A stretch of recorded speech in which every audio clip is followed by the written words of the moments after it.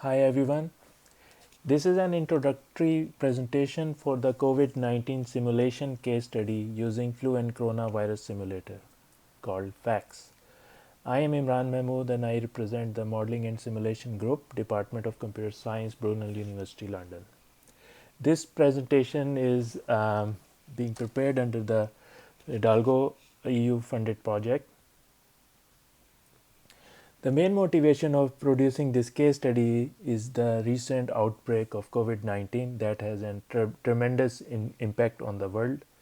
So we have some data that is recorded on September 3rd, and it shows the areas which are mostly affected with the darker red color, showing the cumulative confirmed cases which are above 1 million. This is cumulated confirmed cases of Asia, North America, South America, and Europe. These are the confirmed deaths of North America, Europe, South America, and Asia. You can see that North America has greater number of deaths. In order to, the main motivation of this case study is to effectively prepare for the emergency response and mitigate the challenges involved in the frontline defense against COVID-19 outbreak in different countries at national and subnational level. So, rapid enactment of public healthcare interventions like lockdowns at local levels and the decision making that need a reliable, reproducible forecast of the spread of coronavirus in the location and different regions. Most of the existing models are at national level. There is a need to forecast the spread of coronavirus at subnational levels, for example, borough level in UK, that will basically effectively help the decision makers to make sound decisions.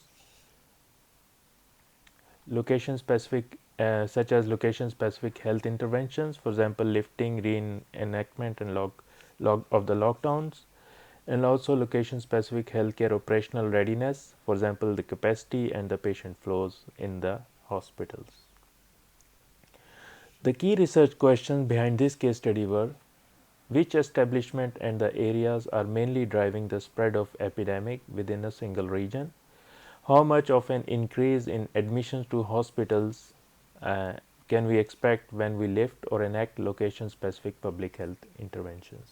So, based on these key research questions, we proceeded to develop the code for forecasting the COVID spread in London.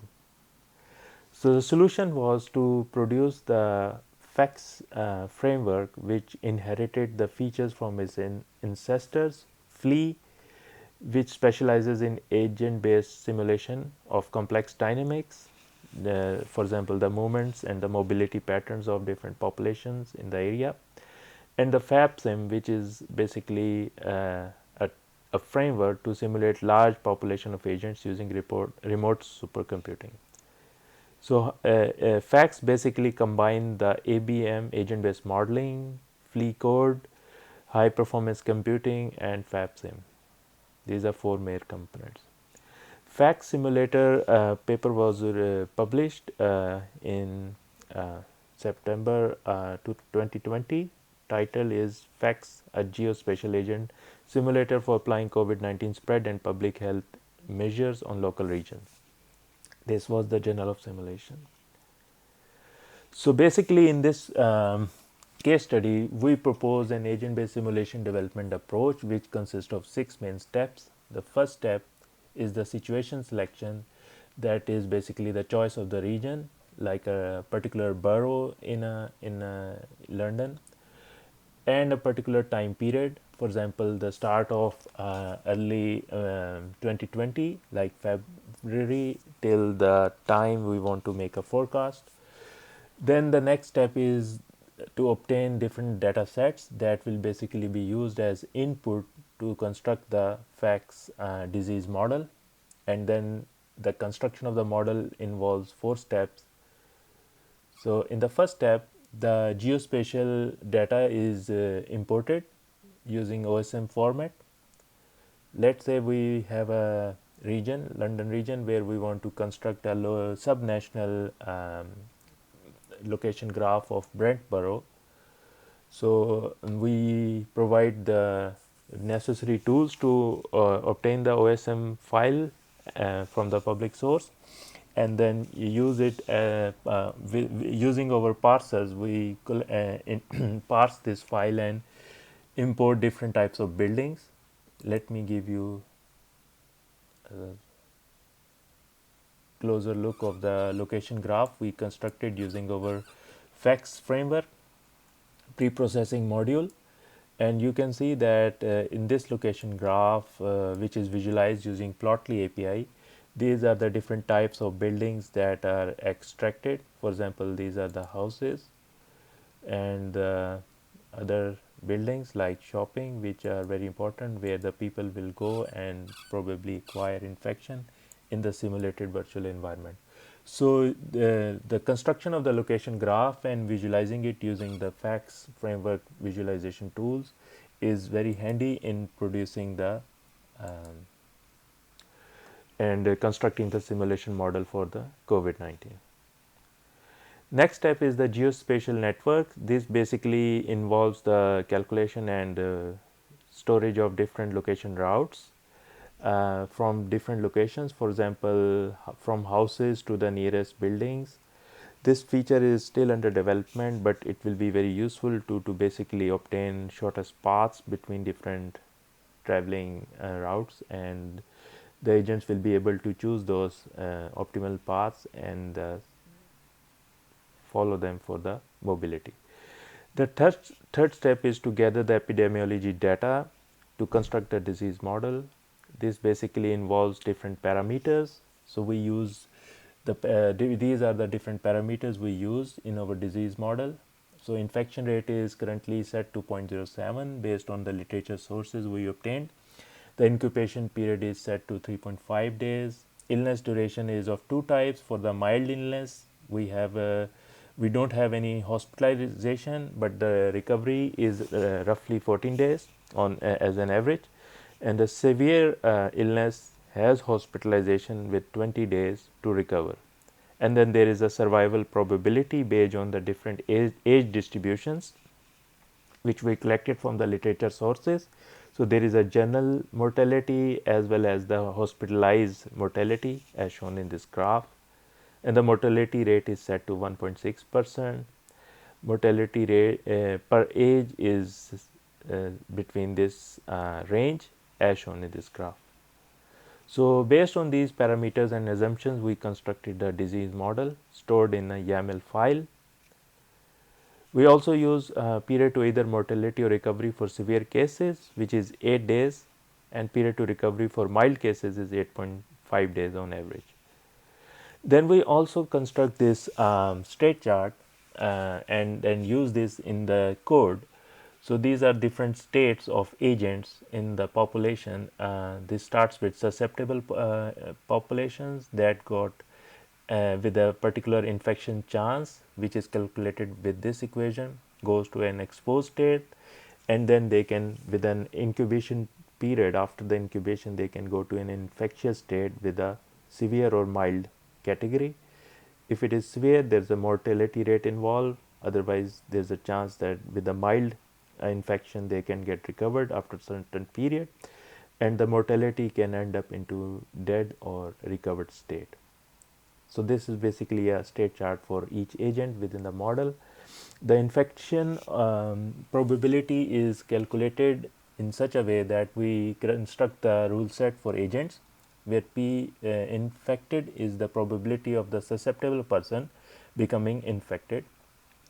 Length of stay is used as a parameter for the susceptible person that stays in a particular building. Open duration is the duration during which the building is open. Length of stay of the infected person is also measured here. Area is the location area, IR is the infection rate, and N is the static constant rate multiplier. So based on this equation, we calculate the exposure chance and thus the spread of the transmission of COVID-19 is carried out. Last part of the second step of data gathering is demographic data, which involves different behavior patterns and daily life mobility patterns of agents in a population. It depends on the mainly the age distribution of the local population and the mobility patterns of people between different locations, the time of movement, the length of stays at a particular building per age. So we basically visualize this data set using this radar chart. On the right side, we have shopping, park, um, supermarket and hospital category of buildings. So you can see that these are the ages and they show the length of stays um, based on the type of building and the age.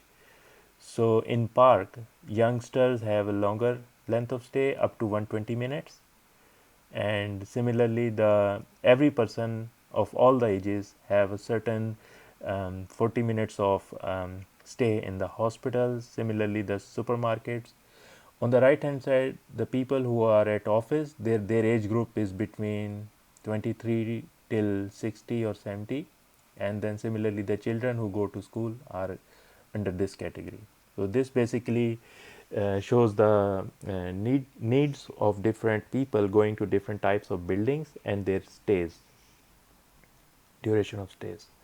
So facts, let's talk a little bit about the details of the facts framework. Facts is basically a framework with the four main modules. Facts core, which is basically the generic code that is used to simulate the COVID-19 agents spread of a population.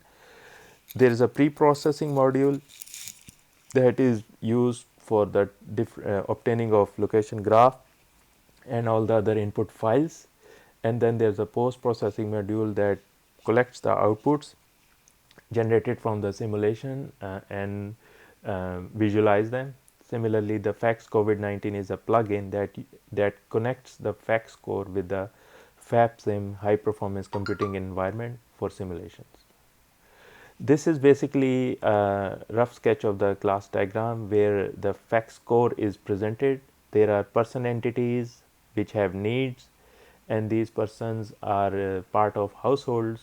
These households basically represent those families and their members, which are the part of houses, and all these are basically evolved in an ecosystem where the simulation is progressing and their states are changed. The location graphs, houses belong to the locations, and similarly the ecosystem is based on the disease model. So main functionality of FACS basically is to provide a disease modeling suite to non-programmers, that is epidemiologists and healthcare data scientists. So basically it can be used as a template for model for helping the non-programmers to model COVID-19 disease. And also it works as an open-ended API for modelers and programmers to use it for further scientific research and develop new disease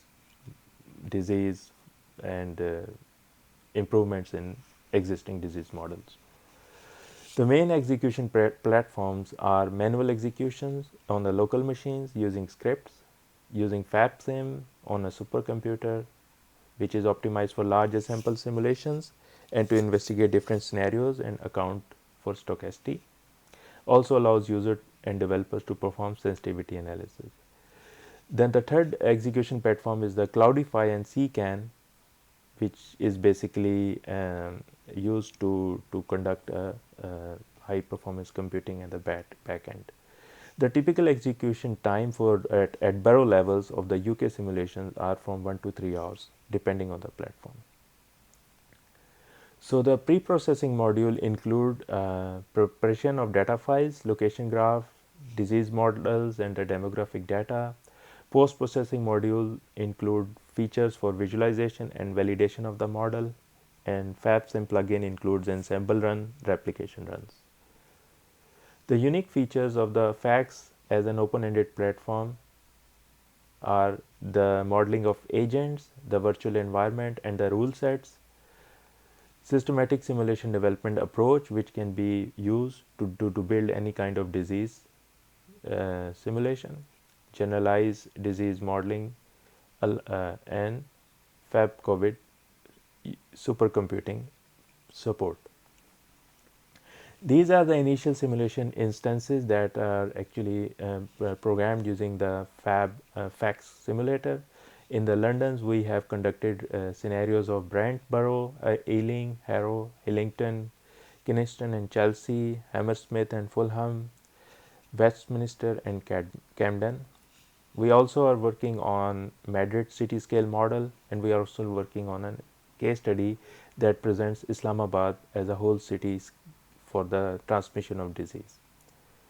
These are the public health interventions currently supported by FACT simulator. So initially without any measures, the extend lockdown, dynamic lockdown, periodic lockdown, school closures and reopen with percentage settings, work related offices and work environments with percentage settings, shop closures and reopening, leisure closures, reopening, leisure such as gyms and playgrounds, amenities, closure and reopening, percentage of population wearing masks. So this is an important healthcare intervention supported by the FACT simulator, where we can select the percentage of population which is wearing mask and see how the progression of disease, COVID disease in a certain area um presents is forecasted.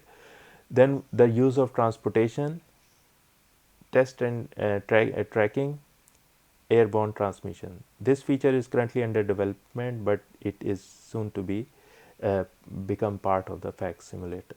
Further under development scenarios include social distance compliance, transmission model within confined spaces.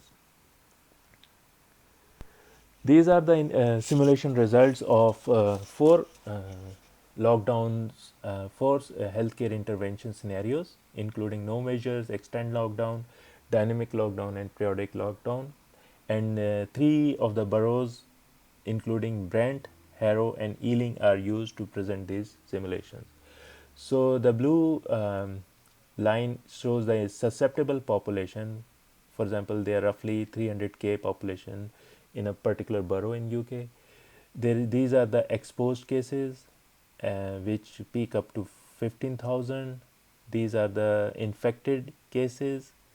These are the recovered population, and then this is the people that did not survive in the simulated forecast. This visualization is a part of the FACS framework that shows the generation of different cases, origination of different cases per building types, and this is particularly the Brent borough, where the cases are arrived on the first 100 simulated days, and we can see that the houses is the mostly critical type of building where the cases are mostly arrived. This is a validation visualization where we plotted the hospitalization of the simulated hospitalization of the Brent borough, and we also collected data from the Northwick Park and put it as a validation curve, reference curve, and do the model validation.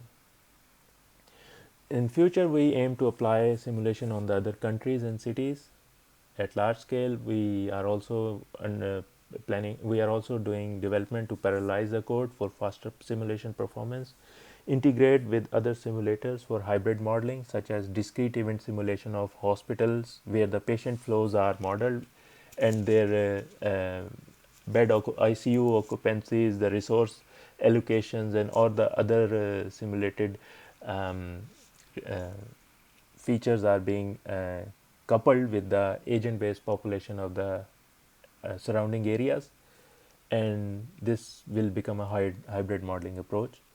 Work on improving the quality of forecasting through sensitivity driven simulation development. Validate the code more widely by obtaining different data sets to the healthcare practitioners. Thank you very much. This is a list of the team who has participated in the development of this case study.